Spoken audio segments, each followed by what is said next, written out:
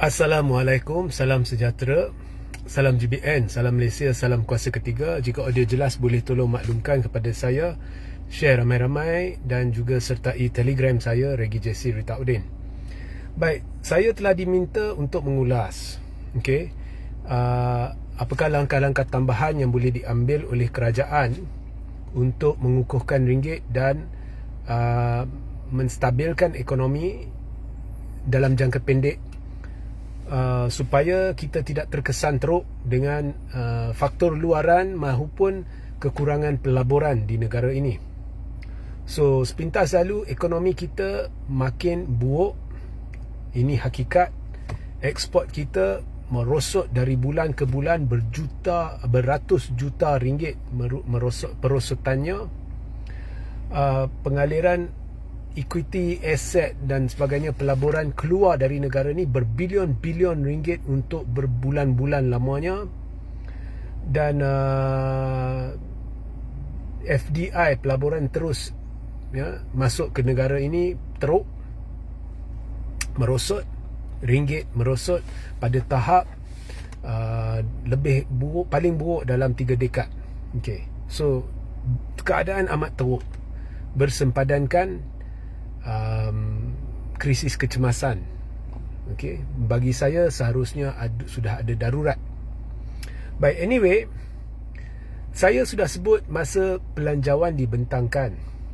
Salah satu perkara yang wajib dilakukan oleh kerajaan sebagai dasar adalah untuk menjana semula pergerakan kewangan di dalam negara, bersandar kepada kekuatan pengguna maupun pengeluar di negara ini. So internal circulation has to be improved, dan untuk itu kita perlu galakkan orang berbelanja. Tetapi segala apa yang berlaku hari ini, krisis bekalan makanan, kos sara hidup yang meningkat, pekerjaan, syarikat ditutup, ada yang bankrupt dan sebagainya, disebabkan keadaan menekan, menyebabkan ramai hilang kerja, pendapatan berkurang. Semua ini menyebabkan orang rasa cemas pada tahap yang tidak pernah berlaku sepertinya sebelum ini. So orang takut berbelanja, orang nak menyimpan. So bila orang takut berbelanja, internal circulation ataupun perbelanjaan dalaman makin tidak merancak. So pengeluar maupun pengguna tempatan dia tidak begitu aktif berbanding dengan sebelumnya. So untuk merancakkan benda ni, untuk menggalakkan orang berbelanja, perkara yang paling akhir, perkara yang last sekali yang perlu dilakukan adalah meninggikan cukai atau menambah cukai. Cukai sana, cukai sini. Itu langkah yang salah. Menaikkan tarif, itu langkah yang salah. Mengurangkan subsidi, itu langkah yang salah. Sebab orang dah cemas. Bila kita tambah tahap kecemasan mereka dengan kos sara hidup yang menggila, so kelas pertengahan berpendapatan sederhana yang merupakan kumpulan yang belanja dia paling besar di negara ni, yang mampu menjana ekonomi ni, dia hendak simpan duit. So ini akan dalam jangka sederhana dan panjang akan memburukkan lagi ekonomi negara. So dari satu sudut, kerajaan kata dia nak tambah cukai sebab dia nak pendapatan lebih. Dia nak kurangkan subsidi sebab dia tidak ingin berbelanja bagi golongan yang lebih kaya sebagai contoh, dan and all that. So kerajaan lakukan semua ni untuk jangka pendek. Mungkin dia dapat jimat sejumlah wang yang tertentu, tapi dalam jangka sederhana anda akan dapati orang yang dah takut berbelanja lebih takut berbelanja, dan ini menyebabkan kelas pertengahan ni, the middle class, dia akan simpan duit. Dan bila orang kurang berbelanja, ini akan memberi kesan kepada pengeluar, dan pengeluar-pengeluar kecil ada di antaranya boleh tutup kedai. Dan ini akan memburukkan lagi keadaan bila tidak ada peluang pekerjaan atau berkurangnya peluang pekerjaan. Akhirnya kelas pertengahan yang menjadi penjana utama ekonomi negara ni dari sudut internal circulation ni, dia akan mengecut. Dan untuk jangka panjang ini akan memburukkan lagi ekonomi. So memang kita perlu at some point kurangkan subsidi. Memang kita perlu at some point tingkatkan cukai atau perkenalkan cukai-cukai tertentu. Tetapi bukan sekarang. Tak kena pada masa. Not within the next 2-3 years. Tidak dalam 2-3 tahun ni. Malah 2-3 tahun ni kerajaan perlu cari jalan untuk sama ada kekalkan pencukaian yang lama atau cari jalan kurangkan cukai sedikit untuk galakkan orang berbelanja, galakkan kelas pertengahan berbelanja, kerana kita tidak mahu kelas pertengahan ni simpan duit.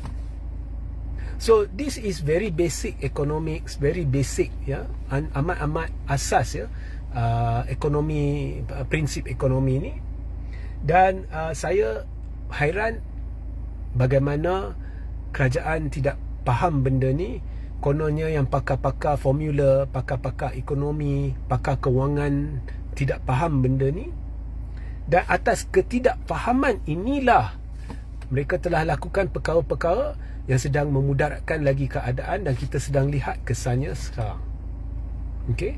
So untuk jimat duit dengan mengurangkan subsidi, untuk mendapatkan perolehan lebih dengan meningkatkan cukai, tarif, pada ketika ini ianya akan memudaratkan kerajaan dan negara dalam jangka sederhana.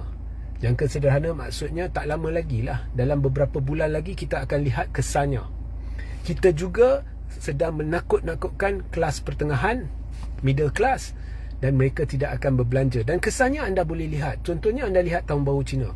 Saya selalu beritahu rakan-rakan saya, kalau kita nak kesannya orang Cina ni dia panik ke tidak, sebab ekonomi ni kau rujuk orang Cina cukup.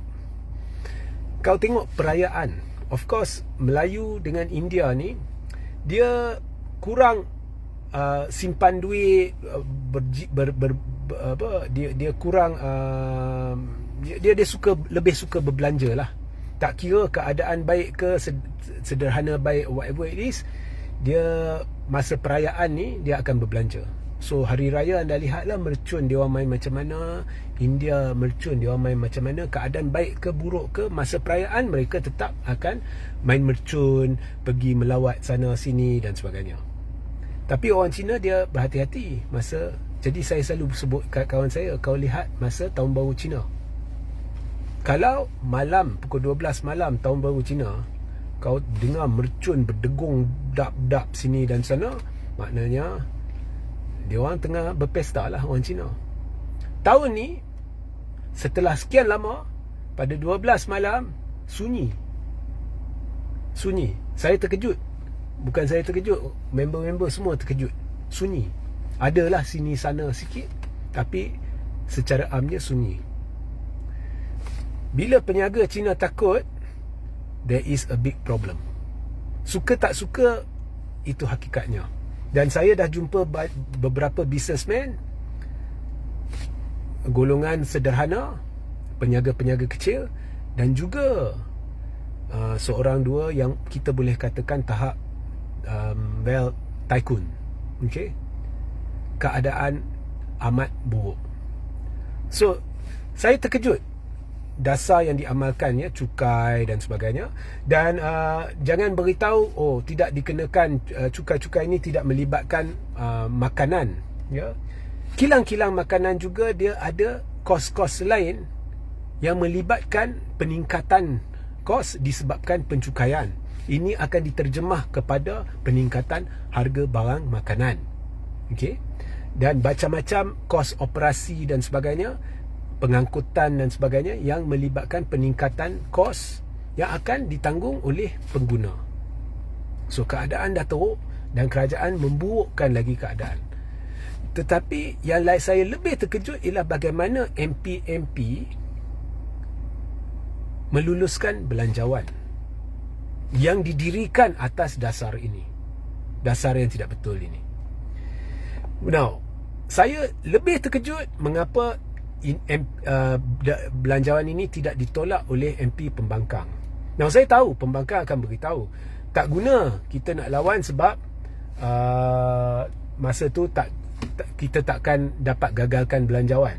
Belum lagi ada kesefahaman antara pembangkang dengan MP-MP Sarawak dan Sabah dan UMNO seperti mana yang berlaku pada awal tahun ini. Itu bukannya penting.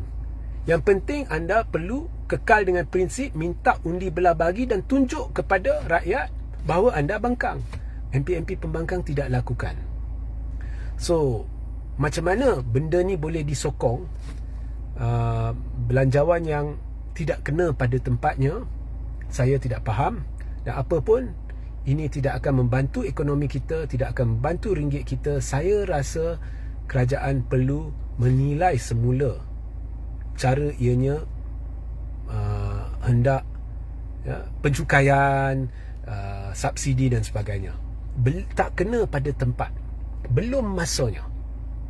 Saya masih ingat Anwar kata dulu GST dia bukan tolak bulat-bulat, tetapi kena pastikan segala apa perkara-perkara berkaitan dengan kebajikan rakyat dan sebagainya terjamin. Bila keadaan sesuai, bila ekonomi dah sampai satu tahap tertentu, baru perkenalkan GST. Ini tidak, ini walaupun GST belum lagi masuk, tapi dah naikkan cukai SST. So I think something is terribly wrong dari sudut dasar. Kerajaan sebenarnya menunjukkan dia tidak tahu buat apa, tapi tidak apa, benda yang dah jadi. Sekarang ni wujudkan jawatan kuasa dengan kepakaran yang sesuai untuk menimbang semula segala apa yang telah diputuskan supaya dapat dilakukan pembetulan. Kalau tidak, jahanam ekonomi negara kita. Dan kita sedang menghala ke arah itu. Peniaga-peniaga, businessmen are already meeting. Mereka berjumpa sini sana, mereka berkumpul sana sini, berbincang. Things are getting very bad and very serious. Okay, so itu penjelasan saya. Sehingga kita berjumpa di lain masa. Assalamualaikum, salam sejahtera, salam GBN, salam Malaysia, salam kuasa ketiga.